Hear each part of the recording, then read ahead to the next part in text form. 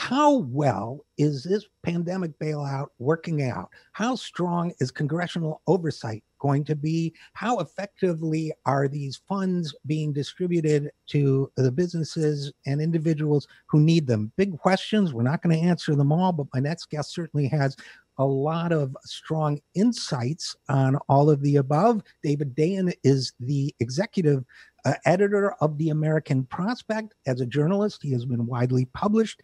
As an author, his first book, Chain of Title: How Three Ordinary Americans Uncovered Wall Street's Great Foreclosure Fraud, was the winner of the Studs and Ida Turkle Prize. And without any further ado, David Dayen, welcome back to the program. Thank you, RJ. Always good to talk to you. Now, listen, my first question to you is this. The oversight process, as such as it is a subject of certain controversy, and you've certainly been writing about that. Tell us what you can tell us about the bailout oversight panel in general, and specifically about the choice of freshman Congresswoman Donna Shalala of Florida to lead this. Sure. So there are three oversight entities that are charged with looking at particularly the corporate lending part of the bailout, the part that's located in the Federal Reserve, which is building all these various entities, these credit facilities to lend as much as $4.5 trillion throughout the economy to various businesses, mostly large corporations. So there are a couple entities within the Inspector General realm. There's a special Inspector General for the program. And there's also sort of a coterie of Inspectors General that are supposed to monitor the bailout program for in various ways. Trump obviously he can hire or fire Inspectors General at his will. He's already fired the head of the coalition of Inspectors General, who was selected as to head that process, and he installed as the Inspector General of the TARP program or the bailout program a White House lawyer who was an Inspector General before, but literally comes from the White House to oversee this program.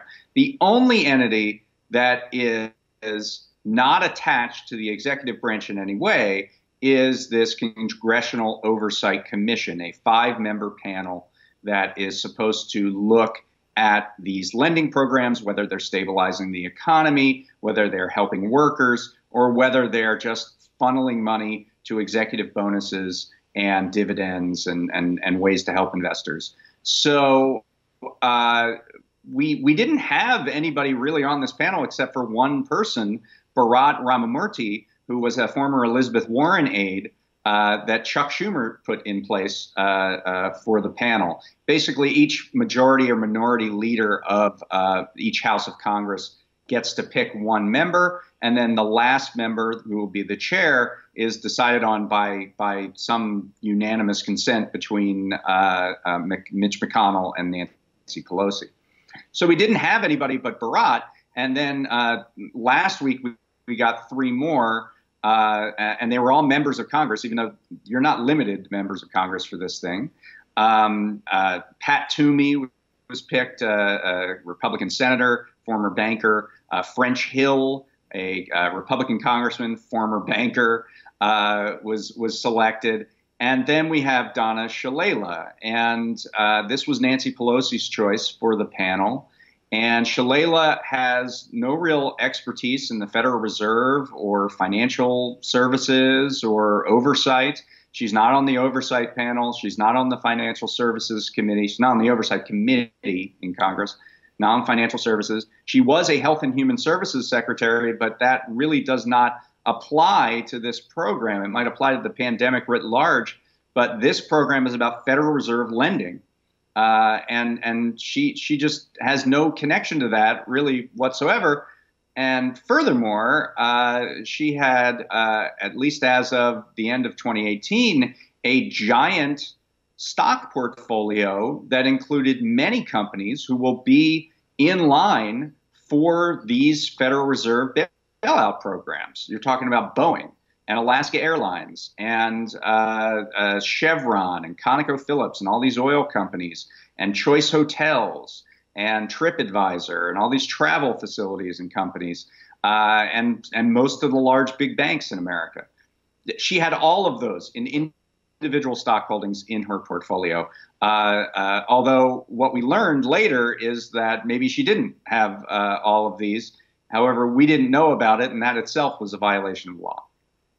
Well, and I think, there are a couple pieces of it I want to follow up on the violation of law, David Dayen, but, it seems to me just before we even get into the substance of this choice, it just is a matter of politics and optics. It's not wise, because here we have, Republican Senator Kelly Loeffler, is that her name? We have these cases and other cases of Republican politicians clearly seeming to profiteer off insider information about a coming pandemic, political opportunity for the Democrats. On the most superficial level, it seems to me that this choice squanders that by making it bipartisan, or at least the appearance of bipartisan opportunism here. And of course, she's not accused of violating any laws or whatever in terms of insider trading or anything like that. But you're saying that there may have been another kind of violation of law. And what's that about? Oh, she absolutely violated the law. So let's talk about what happened here. Okay. So on Saturday, I wrote about the stock portfolio, which looked like a conflict of interest, or that she'd have to recuse in all these cases where someone, a company that she had in her portfolio was asking for a bailout. And that was based off of a disclosure form that she filed in 2019. A day later, the Miami Herald reports that Shalala actually had sold most of those stocks sometime over the last year. She said in an abundance of caution to remove conflicts of interest.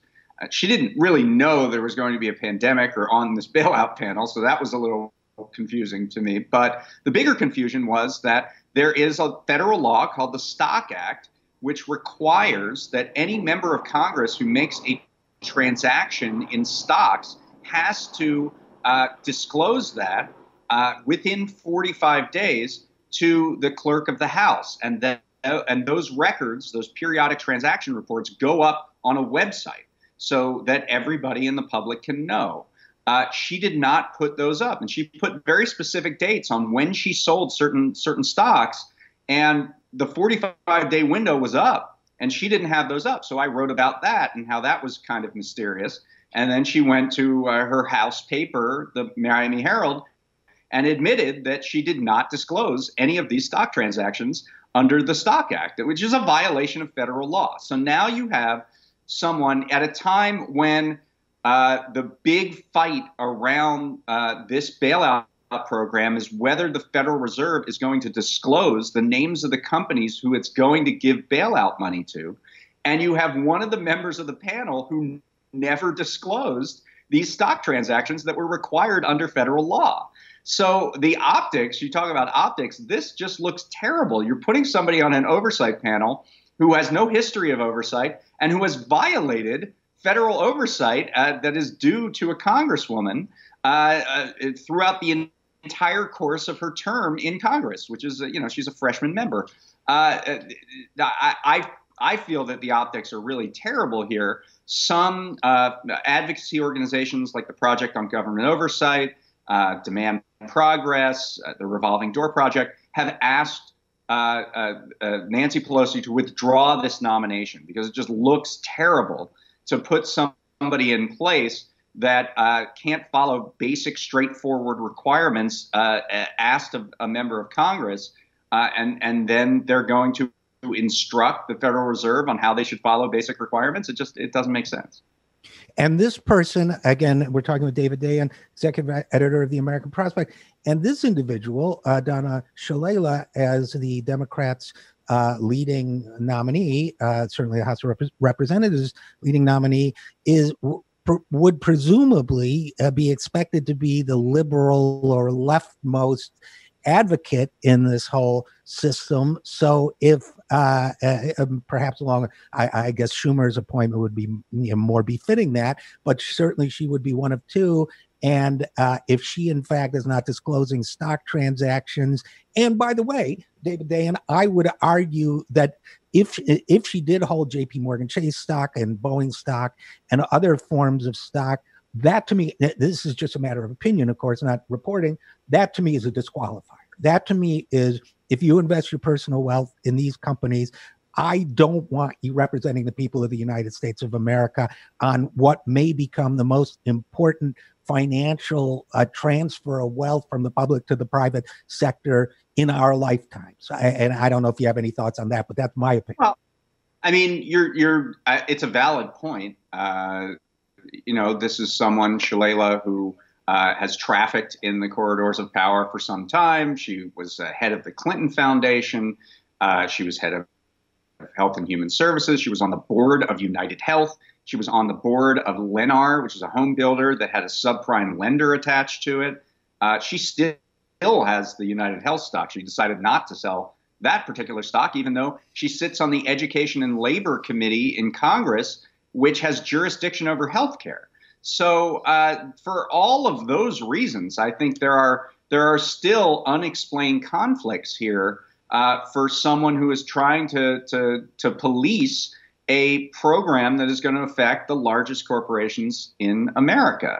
And I think there are, on a number of levels, a lot of troubling things about this nomination and what it says about Nancy Pelosi. I mean, my reporting shows that Shalala didn't really want this job. She didn't really seek this job.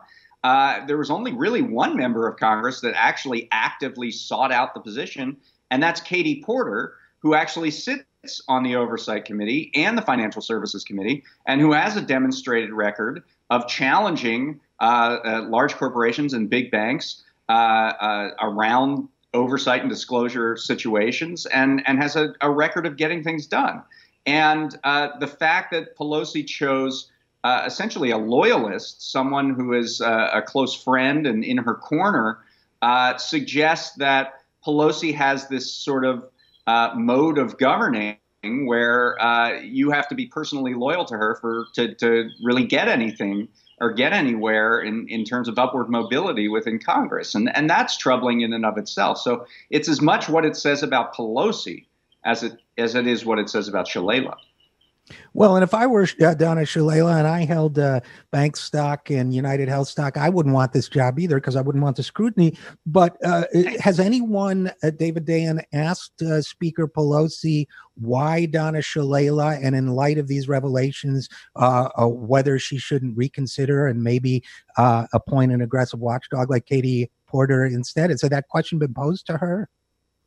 I mean, I know that the spokesperson for Pelosi, Drew Hamill, has said that Shalala retains the utmost confidence. Pelosi still has confidence in Shalala, and that she, credibly admitted her mistake and took responsibility for it, and we're going to move on. As to why she chose Shalala for this position, there really has been very little out of the Speaker's office to explain this decision. I'm a bit at a loss. What I've heard is that she told the caucus that Shalala would represent the rich diversity of the Democratic caucus, and which makes very little sense because while she represents a heavily Latino district, she's not Latino herself. And she also, Pelosi, in her statement initially announcing Shalala for this position, said that her work as Health and Human Services Secretary would serve her well, which, as I said before, makes absolutely no sense because this particular oversight panel is about Federal Reserve lending. It has nothing to do with the pandemic. So I'm confused. I don't think Pelosi has made the case in any real meaningful way as to why this person was best suited for this position. And as we've seen just in the days since it was announced, there are already serious questions about this individual's competency, her willingness to disclose, and her fitness for challenging other entities on disclosure. Well, perhaps Donna Shalala represents the rich diversity of investments among the wealthier It members is a of. diverse portfolio. That is true. It is a diverse portfolio. Yeah. So, I mean, just to be fair. So, in closing, I guess I would say, and then I'll give you the last word, that it seems to be another case of rescue. I wish I could rescue the Democrats from their worst impulses here, because it's not only going to ill serve the American people, but I think politically ill serve the Democrats. But I'll give you the last word here, David Dayen. Yeah, I mean, I think that's true. And I think what you've seen since the pandemic has hit is Pelosi running kind of a one-woman Congress. We don't have this remote voting or proxy voting situation in place. Pelosi has been directly negotiating all the bills that have come out, these pandemic response bills. There's been virtually no input from anyone in the House. The Senate has taken the lead on the last two bills, which means the democratically led House has only been able to react, and really only Pelosi has been able to react to what was happening rather than having a direct say and letting the Republicans in the Senate come to them. I think this is really kind of a distressing moment. If you are a member of Congress, you've been effectively disenfranchised for the last month. You've had no say in governing. You've had no ability to conduct any kind of oversight over the executive branch and how these bills are being implemented, or over the speaker's leadership whatsoever. Another of these bills is passing on Thursday, and members of Congress are basically told to sit down, shut up, come in and vote.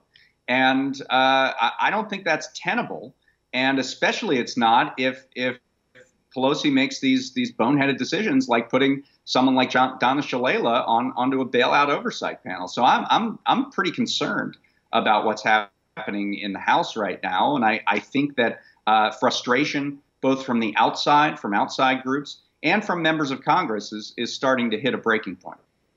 Well, we're going to be following it closely, as I know you will. So, David Dayen, executive editor of the American Prospect, thanks for your great reporting on this, and thanks for coming on the program. Thank you.